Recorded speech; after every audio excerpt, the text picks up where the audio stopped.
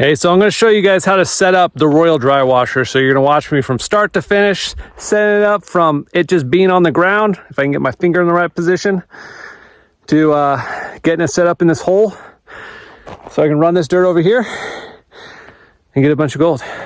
The Royal dry washer, in my opinion, is the easiest dry washer to set up. Set your gear where you plan to dig, giving yourself plenty of room for your tailings on both sides. Slide the header box into the legs and adjust the position of the machine. Now this is where I see people make the biggest mistake, trying to attach their hose when the sluice box is already attached to the upper box. I recommend attaching the hose on the ground so you create a tight seal. Nothing worse than the hose popping off mid-run. Now I am doing this backwards, attaching the back of the sluice first because I have the tickler.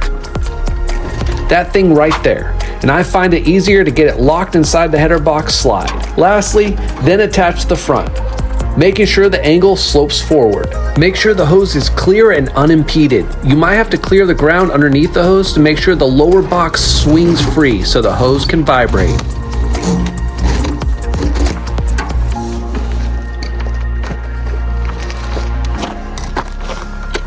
Then I add this board right here so that way the tailings don't go underneath and plug the hose at all. And pretty much have it set up. Engine right there. I'll put some rocks to anchor it so it doesn't tip over. So something like this. Put them right down there. Grab this one too. That way, when this shakes and blows, it won't fall over.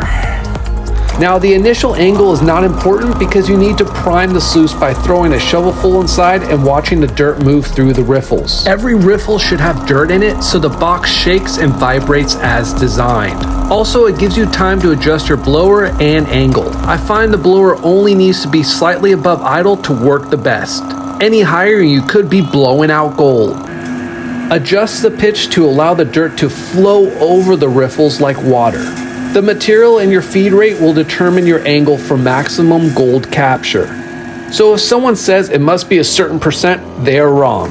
That might work best for them in the area they're digging, but everywhere will be different. There's too many variables for a one-size angle approach for a dry washer.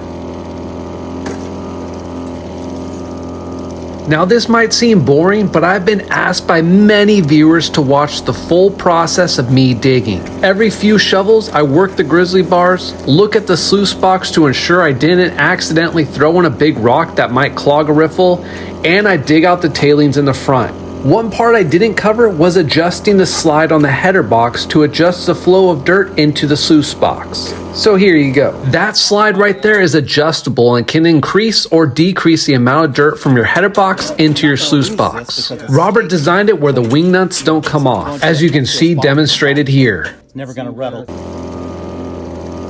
So what's the best adjustment for the slide? Again, no right answer because there's too many variables. As you feed the box, adjust the slide to increase or decrease as needed. Factors to consider: if you're a one-man or one-woman operation, adjusting the slide to decrease the flow so that way you're not constantly clearing the tailings from the end of the sluice. Another variable is the material.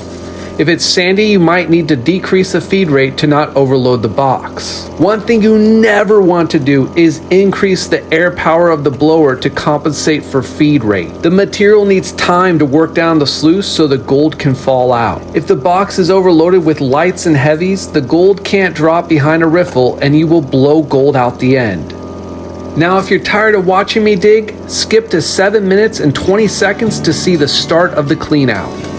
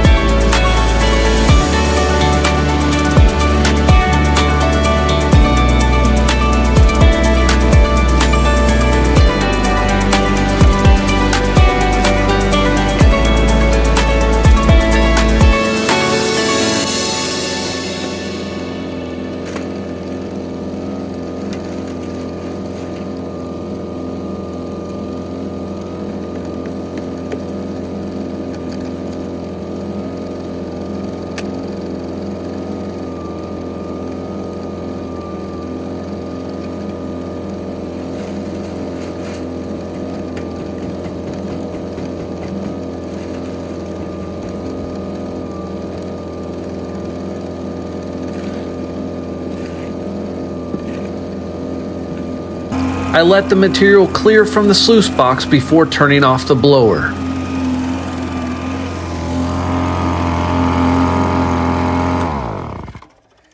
All right, I cleaned up the area a little bit. You see all back there, right there.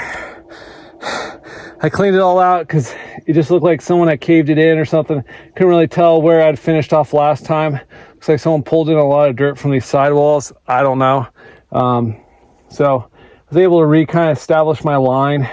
I'm not expecting too much gold out of this clean out because I don't know if it was tailings, overburden, what it was, because it was a mix of everything, it looked like. I was able to get down to some bedrock, and I was able to break apart a little bit of it that was loose. So hopefully there's some nuggety surprise in there for me. So I made a mistake. Finney's right there chilling. Left all my painting stuff all the way back up there where the truck is. So one thing you learn, you do it one time. Because when you're tired and you have to walk all the way up to grab something and then walk all the way back, burns a lot of energy. But luckily, I got some snacks up here too. But I'm gonna grab the pan, clean out the sluice box, and then we'll see how much gold we got. Very excited. Tired, very tired, but excited. And my back hurts. Tweaked it 2 days ago, so I'm trying to take it easy. Doesn't look like it though, I know. Okay. I'm exhausted, but we'll do our first clean out. We're gonna take a break, get some snacky treats. An apple. Oh, an apple's the best thing ever. We've been digging. So you just put that box in there and we'll pop it up. And all the concentrates fall right in. Look at that. Don't even have to do much. A little tappy tap, taparoo. Happy Gilmore reference. Just tap it in. Just tap it in. We'll rehook it up.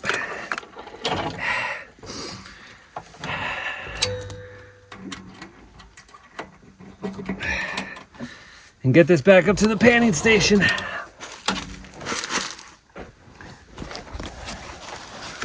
All right, Finny. See what we got. First dry washer. Cleanout.